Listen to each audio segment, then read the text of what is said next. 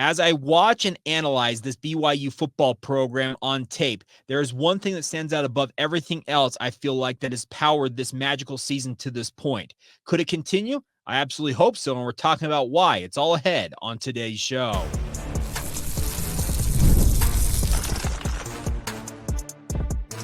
You are Locked On Cougars, your daily podcast on the BYU Cougars, part of the Locked On Podcast Network, your team every day. What's up, everybody? I'm Jake Hatch, your host here on Locked On Cougars, your resident BYU insider. Thank you for making Locked On Cougars your first view and or listen of the day. And, of course, a big thank you to all of you we like to call everydayers right here on your original daily podcast focused on the BYU Cougars. Today's show is brought to you by our friends over at Game Time. Download the Game Time app today, create an account, and use the promo code LOCKEDONCollege for $20 off your first purchase, and take advantage of that today. All right, let's talk BYU football. Of course, it's a film review Monday here on the show, looking back at the Arizona game and what I took away that I feel like can power BYU as they get ready on a short week for their matchup against Oklahoma State on Friday night. I mentioned in the open of today's show, there's one thing that's standing out above everything else about this BYU team of late. I talked about it on our postcast edition that this team's playing complementary football. It's absolutely true.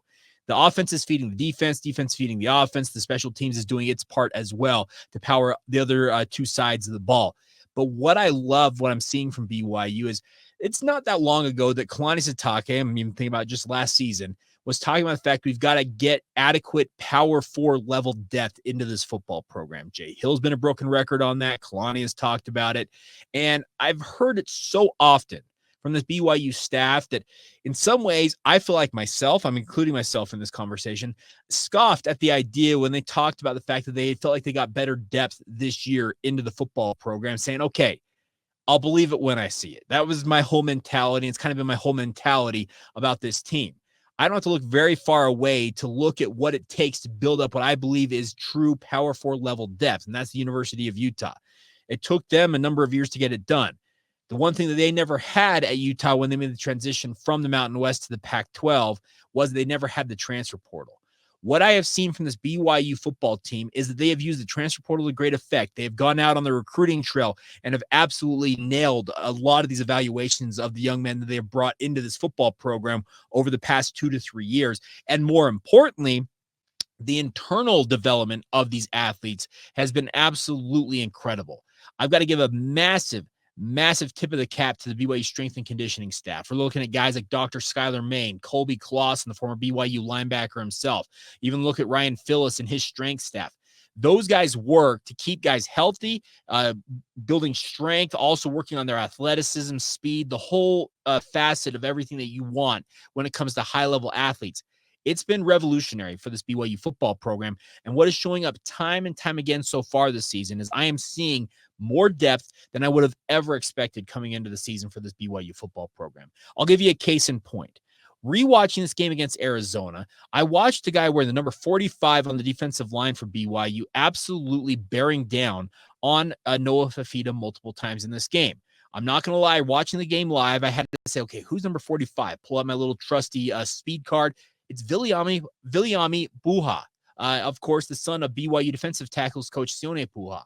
Now, he plays defensive end. He's playing on the edge for BYU, but, man, the apple didn't fall far from the tree because any of you who watched Sione play at the University of Utah know how dominant a defensive lineman he was for the Utes. Now, Viliami might not have the same girth and size as his pops, but this is a kid who can play. And remember, he was in the mission field this time last year.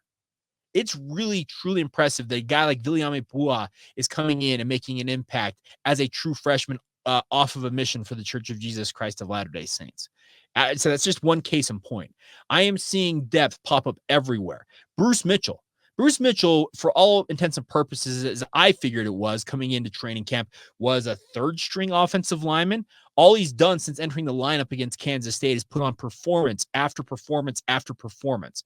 In fact, I believe that if it were that Connor Pay was out for the season, and fingers crossed that it's not true, I hope he's back in time for the Utah game, as he has stated, and we'll get an update from him at some point this week.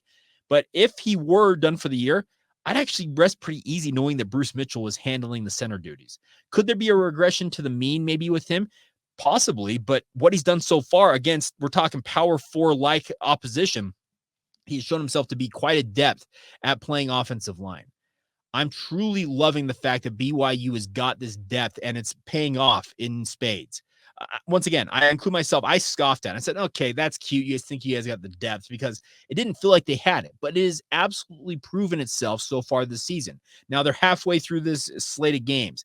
There's 6 more of these, and they're going to be absolute turf wars every time they take the field the rest of the way. But the good news is the Cougars are already having a magical season. They've accomplished bowl eligibility. They're now number 13 in the country, and they've got Oklahoma State, who they just, man, oh so close a year ago, fighting for that bowl eligibility out there in Stillwater on the final afternoon of the regular season. They want some payback, I'm sure, but I look forward to it. Other things I took away from my film review for BYU. I talked in the preseason about how I wanted 2 guys in particular on BYU's defense to have all Big 12 caliber seasons. And so far, I believe they are doing that. Those 2 players, Jakob Robinson, Tyler Batty. Now, Tyler Batty was on the preseason All Big 12 team, but he has done nothing to take himself out of the running for All Big 12 honors. Jakob Robinson, the biggest thing from him is he had the big play potential to be an All Big 12 player, but was there consistency there? What I have seen from J-Rob is he has been as consistent as anybody for BYU.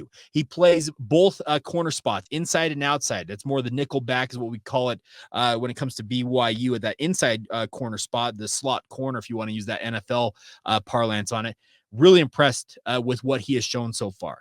Other things I love. Isaiah Glasker. I'm telling you, Isaiah Glasker, if he continues on the trajectory he's on, you're looking at the next star BYU linebacker in the NFL.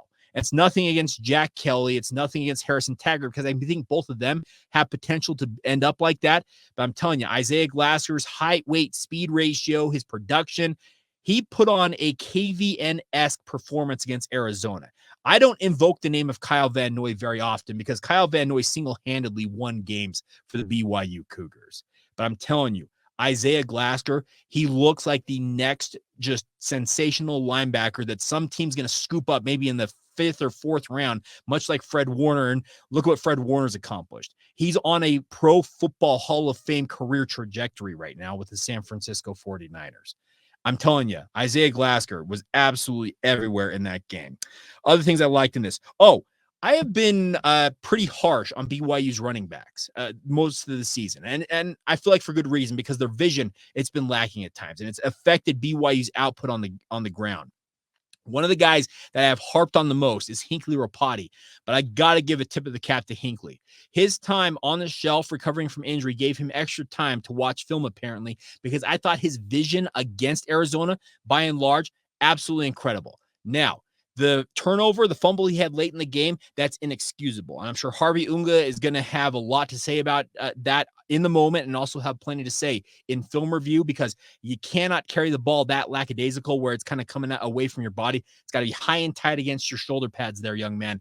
But what I saw from Hinckley was that his vision was so much better. I mean, just night and day better than it was earlier this season. That's progression. That's a guy that's studying film and understanding where his keys are and what he's looking for out there on the field. And I hope that it continues. I don't want to see him regress. I hope that he continues to build towards that. The final note for me talking about this game against Arizona is that I think this BYU team is just brimming with confidence. You can tell the way that they are playing, even when they went down 7-0 early in this game and gave up a 95-yard touchdown drive, kind of like, okay, great. Let's go do our thing. We're going to put together a 99-yard touchdown drive. That's what they did. This team is absolutely playing with a ton of confidence right now, and that can take you a long way. It can take you to anywhere you want to go in many respects. Obviously, got to have some good luck with regards to health, turnovers. You got to be able to handle and control those controllables that are out there. But the confidence this team is playing with right now, it is just incredible to see them go out there and compete. They compete as a team. That's one thing about this. I think this is a true team culture for BYU. They have talked about it for a while that they've wanted to have that culture. It's been evident it's not been there at points. I think especially last season. This year, it feels like this is a true team that is getting things done as a unit, and it's going to take them places. We're halfway through a pretty magical season. What's the back half going to hold in store? Well, hopefully a lot more. And crazily enough, 40 years on from BYU's national championship season, could this team compete for a national title? The door is open, because that's the thing about this. With the playoff, the door is absolutely wide open for BYU to live that dream now as a member of the Power Four. Can they walk through it? Only time will tell. All right, we will come back in just a moment. We need to talk about the impact that this season is having on recruiting for BYU. Well, it's paying off at least in one facet, as they got a commitment over the weekend from Vincent Tautua out of Hawaii. What does he offer for the BYU football program? We'll delve into that next, right here on Locked On Cougars. Today's show is brought to you by our friends over at LinkedIn. Now, LinkedIn is here for you guys when you're hiring for your small business. You want to find the quality professionals that are right for the role. That's why you guys need to check out our friends over at LinkedIn Jobs. LinkedIn Jobs has the tools to help you find the right professionals for your team faster and, more importantly, for free. LinkedIn is not just another job board out there. It's not one you're just posting on just to post on it. It helps you hire professionals you can't find anywhere else. In fact, over 70% of LinkedIn users in a given month don't visit other leading job sites. Think about that. Over 70% aren't looking anywhere else. So if you're not looking on LinkedIn, you're looking in the wrong place. LinkedIn knows that small businesses are wearing many hats, might not have the adequate time or resources to hire effectively. That's why they're trying to make it as simple and as easy as possible for you guys. The best part is 2.5 million small businesses are already using LinkedIn for their hiring. So why aren't you? Post your job for free today at linkedin.com/lockedoncollege. That's linkedin.com/lockedoncollege to post that job for free. Of course, terms and conditions apply. Thank you once again for making Locked On Cougars your first view and or listen of the day. If you have not done so already, check out our friends over the Locked On Big 12 podcast. Drake Toll's doing a great job covering everything going on in the conference as a whole. And more importantly, don't miss the Big 12 squad every Thursday. I'm part of it. It's an absolute pleasure to sit down and chop it up with my fellow Big 12 hosts, including Drake. And let's just put it this way. We have a lot of fun. Any of you who tuned in last week, you saw the first ever public comments from one St. Bill Snyder. Remember that Kansas State fan who was going to put a burrito somewhere where the sun don't shine? Well, he came on and explained himself, and we had a lot of fun talking about it. So check it out. It's Locked On Big 12, available wherever you get your podcasts, also available on YouTube, of course, and as part of the Locked On Podcast Network. It is your team every day. All right, the BYU football program obviously is enjoying a magical season. We all know that, but what impact is it having on the recruiting front? Well, I hope it's having a positive impact, because you could see, if you follow on social media, all these athletes out there that were visiting BYU over the weekend, they were absolutely enthralled with what BYU put on the field. That absolutely helped sell BYU to these young men. The biggest of which I thought on Saturday in terms of football recruits, because there's a certain somebody in the basketball realm that we'll get to in a moment that was there as well. But in the football realm, it's Brock Harris. Now, Brock Harris is not a member of the 2025 recruiting cycle. He's actually more than a year out before he will sign with a football program, but he's a 5-star talent at tight end. And you could tell me that watching that on the field on Saturday night, you absolutely got to believe that kid was like, man, you know what? This would be a really cool thing to be a part of. Now, there's some of you who say, well, they don't use the tight ends enough, Jake. Sure, they may not use tight ends to the level that you would deem adequate to attract a guy of his caliber, but he's got bloodlines. His dad played at BYU, but the more important thing is the recruiting for BYU, I think, is absolutely going to see an uptick when BYU is 6-0. The nice part is the BYU Cougars can go out there and sell themselves as we're the top dog in the state right now. Utah has slumped to a 4-2 record. They're no longer ranked in the national polls. This was a team that some people out there had them in the top 10 to start the season, and we're like, it's inevitable. Utah's going to run through this conference and go to the college football playoff. They're no longer ranked, folks. Utah State, they're 1-5. And I don't mean to jump on the proverbial graves of those two teams, but in the recruiting sense, BYU's flying high right now, and they've got to take advantage. They did take advantage in one small way by attracting a young man by the name of Vincent Tautua out of St. Louis High School out there in Hawaii. Now, I am a person who believes that BYU should be mining the islands for talent as much as possible, but the problem is, everybody goes over to the Hawaiian Islands to bring talent stateside if they can manage it. BYU got their first commit in the 2025 cycle out of the Hawaiian Islands in Tautua. And watching his film, this is a young man, much like the other edge rushers for BYU in this recruiting class. He's now the 5th of the 19 commitments they have currently. He flashes an ability to get after the quarterback. He's got a good size. 6'4", listed 235 to 240 pounds. I believe he told 24/7 Sports, our good friend Jeff Hansen, he was nearing 250. So If that's true, that's absolutely elite size for an edge rusher. But the thing I like about this young man is he absolutely gets after it. He is a guy who find ball, see ball, go get ball. And I know I don't mean to break it down that simply, but I love guys who play football with just a mean streak and a hunger to go and make plays. And that's what I see on film from Tautua. I've talked about it, how I think BYU needs to get back to becoming more of a force when it comes to recruiting Hawaii. Well, this could help do it. Now, Tautua's got to do his part and come to BYU and thrive in Provo, but he'd be a part of a long line. Remember, going back, BYU has had a lot of success with guys coming out of the Hawaiian Islands to come and play for this football program, and Tautua is going to get that opportunity. Now, if you look at his offer sheet for Tautua, he has a number of high-level offers, but the reports out there say that some of these teams backed off on him. Now, he's the 112th edge rusher in the 2025 recruiting cycle. He's got a 3-star rating, 84 and change from our friends over at 24/7 Sports. So he's not the highest level pass rusher BYU has brought in, but I'm not going to ever question what Kelly Papinga sees in an edge rusher.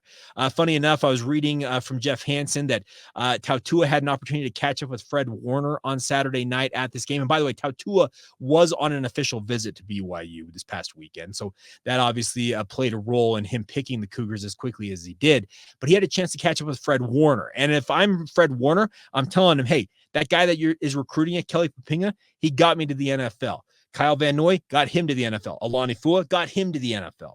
Kelly Papinga's track record is he will put guys in the league and they will have very, very solid, if not downright legendary careers. Kyle Van Noy is now more than a decade in. I mentioned Fred Warner earlier today. He's on a Pro Football Hall of Fame track right now. Well, Tautua, if I'm being recruited by Kelly Papinga, I'm like, hey, can you help me do that too? That's the thing about this. Kelly is he's got an incredible eye for talent out there. And once again, Tautua, he may not have the highest rating when it comes to 24/7 Sports, just a 3-star and kind of a middle tier 3-star talent. But Kelly Papinga sees something on tape and probably has seen something from him that says, all right, this kid's got something we can bring in. The other thing about it is BYU, they're seeing a resurgence in terms of their pass rush, a resurgence, I should say, of their pass rush this year, getting after it, getting sacks on the quarterback. They said in their post-game notes that 11 different players got hits on Noah Fafita on Saturday, among 14 total QB hits. They were absolutely tattooing that young man, and he's going to be feeling it in the lead up to their next game, speaking of Arizona. But the biggest thing for the Cougars is they need to continue to get that production from the pass rush. Not all these guys are going to be here in Provo forever. And a guy like Tautua is probably looking at it and saying, okay, I got next, guys, but he's not going to do it alone. I really like the way that they have gone about revamping their recruiting style. Speaking of BYU, they're looking for long, lean athletes. There's a place for guys who may be undersized and are just absolutely ultra productive types. But trust me, there's always a place for a guy like that. But when you're recruiting for measurables, what Tautua shows at 6'4", 235 pounds is like the prototype of what you want in this program. I talked with Salifano earlier this season. He plays over at Westlake High School, literally a stone's throw away from my house here in Saratoga Springs. Salifano was like 6'5", 6'6", and 220 pounds. There's a type. I'm telling you, there's an archetype that BYU is trying to go after. They're trying to meld both the measurables, but also production. That's one thing about this is, and I know that may sound like, well, Jake, you're talking about what Ed Lamb and Isaiah Glasker went after at BYU. Okay, there's a balance here that needs to be struck. Obviously, the previous regime under Ed Lamb and Isaiah Glasker was all about measurables. Production was, if you have the measurables, we'll take it, even if you don't have the production. What BYU is looking at here in the case of like a guy like Tautua, Salifano, there's 5 edge rushers in this recruiting class. All of them, I believe, have the measurables, what you want from a pass rusher, but more importantly, they also balance that measurable status along with production on the field at the high school level. There's a balance to be struck there, and I think that Kelly Papinga, so far, he's nailing it. And once again, it doesn't hurt to have guys like a Fred Warner, like a Kyle Van Noy, like an Alani Fua on down the list of linebackers / pass rushers who have played for Kelly Papinga that you can call up and say, hey, Vincent, you want to talk to Fred Warner real quick? Yeah. Ask him what I did for him in his career. That is absolutely an incredible recruiting pitch to have. And I hope that Kelly Poppinga uses it to great effect because he absolutely should. This is a guy who has proven time and time again in his time at BYU, even during his time at Virginia and also at Boise State, that he can find talent literally anywhere, bring it in, mold it, and allow it to thrive in wherever he is coaching at. And I think that Vincent Tautua is going to be the latest beneficiary of that, and that should excite you as a Cougar fan moving forward here with the BYU Cougars sitting at 6-0 and riding high. All right. The recruiting impact does not only affect, in terms of the success for BYU football, does not only affect the BYU football program in a positive light. It has an impact, an ancillary or a rollover effect to BYU basketball. Well, BYU basketball got that help as well over the weekend, but they also helped themselves by making, I think, one of the more impactful hires they could have made. And we'll talk about who that is as we round out this edition of Locked On Cougars next. Today's show is brought to you by our friends over at Game Time. Now, Game Time is here for you guys no matter what events you guys want to go out to. Whether you want to go out to a concert, theater, movies, if you're like me, sporting events are where it's at. It's where our friends at Game Time come in. They have a new feature called Game Time Picks. It makes getting all the tickets to see your favorite teams play live even easier than they were before. What it is, it filters out all the fluff to show you only incredible deals on great seats, so you don't have to just waste time searching through thousands of tickets to find the right option for you guys. What I love and I talk about all the time is you can toggle in the app with Game Time the all-in pricing feature. It'll show you exactly right up front how much money you're paying in with fees included. That is what I love about what our friends at Game Time are doing. They're revolutionizing the way that the ticket purchasing is going by making it as simple as possible. So take the guesswork out of buying your tickets and do it with our friends over at Game Time Picks. Download the Game Time app today, create an account, and use the promo code LOCKEDONCollege for $20 off your first purchase. Of course, terms apply. Create that account, redeem the promo code LOCKEDONCOLLEGE. That's LOCKEDONCollege for $20 off. Download Game Time today. What time is it? It's game time. Thank you once again for making Locked On Cougars your first view and or listen of the day. If you have not done so already, why have you not signed up for the Locked On Cougars Insider Group? Get inside intel of what I'm hearing on all things BYU. Also, have fun with us. Score prediction contests, one-on-one conversations with myself in game and any point during the day that I happen to be around and playing around on my phone. If you want to be a part of it, click the link in the show notes below and join us. You get a 14-day free trial. It's just $5 a month beyond that. And hope that many more of you will be joining us in the coming days and weeks right here on Locked On Cougars and our insider group. All right, before we go on today's show, the BYU Cougars, speaking of men's basketball, made what I believe is one of the more impactful hires across the entire basketball landscape of late. Many of you might know the name Justin Young. Now, if you don't, I would encourage you to learn about who Justin Young is because he was just named as the director of recruiting for the BYU men's basketball program. Of course, that last name should sound familiar because he is, the brother of Kevin Young, BYU men's basketball head coach. Now, this is not a nepotism hire. This is not a guy looking out for his brother. I'm telling you, this is an impactful hire in a major way for BYU because Justin Young has spent decades, and I'm literally meaning decades, working in recruiting cycles. He has worked for Rivals.com. He's worked for Yahoo Sports. He spent the last decade running Hoop Scene, where he ran regional and national events for high-level prospects in the basketball sphere to come and play. Guess what? His brother absolutely tapped into Justin Young's expertise when he started hitting the ground recruiting here. Having Justin Young on the inside with BYU, it's an absolute coup for Kevin Young to have him because Justin has got contacts at all levels of basketball, internationally, nationally, even at the state level. He can get you indoors that nobody else can get in because he's got the reputation, he has built the relationships, and he's got the contacts, if he doesn't have the relationship, to build said relationships.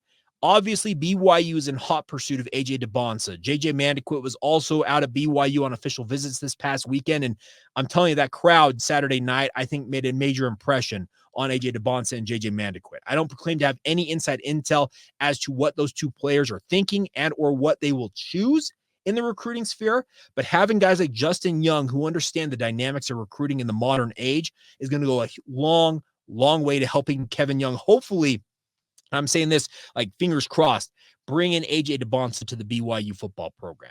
The Field of 68, which does a great job covering college basketball, is saying that the quote-unquote get-in price or the price it's going to cost to get AJ Dybantsa to sign could be somewhere around $9 million. That's an incredible amount of money. NIL is absolutely revolutionizing how college basketball and just college sports in general is operating because, oh, by the way, there's this certain legal settlement that just came out that there's going to be revenue sharing as well coming to college sports. Athletes are never going to have more money in their back pocket when it comes to playing in college football or basketball programs. And AJ Dybantsa, he might be one of the, if not the richest of the bunch. And BYU's right in the mix for him.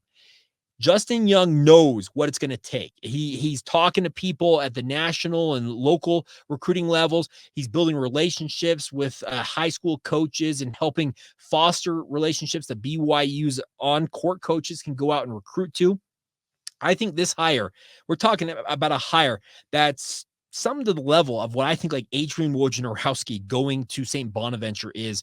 And I know that's a different level of things, but come on. Woj going to St. Bonaventure is going to have people saying, oh, hey, what's this about him going to St. Bonaventure? What about the Bonnies? Well, Justin Young, I think it's going to have that same type of impact for BYU. They're going to say, hey, that guy that was helping out with the recruiting process, he's now at BYU. Well, why is he there? That is a major hire for Kevin Young to bring his brother in. And once again, this is not a nepotism hire. This is not Kevin Young doing a solid for his family because Justin has expertise in one thing that Kevin Young does not have at this point, I don't believe, and that is the college recruiting level. Think about it. Kevin has spent most of his career working in the NBA. The NBA doesn't recruit. Some of you may say that they do recruit to a level, but more importantly, it's more about free agent signings and the draft. That's how you get talent in the NBA, and you're supposed to mold it from there. When it comes to high school and college, we all know that you have to go out and sell yourself to these athletes and essentially sell who you are, what you can do for them, and say, why don't you come play for me and really find out what we can do for you? And that's what Kevin Young's doing, and he's building a strong reputation already with that. But having his brother, who has been in those quote-unquote trenches, day on the recruiting front, albeit he's been covering it from a different side of things. He knows what it takes to get down in the weeds and understand what it's going to take for BYU to build high-level rosters. They've got a high-level roster right now, but it might be only intact for one season. If Yegor Damon lives up to the expectations, he's off to the NBA. Cannon Catchings, who showed a lot in that blue and white game, he may well be on his way to the NBA draft as well. Well, that could be two of your top players. Who are you going to replace him with? Is it going to be AJ Dybantsa? Is it JJ Mandaquit? Or is it a handful of other guys?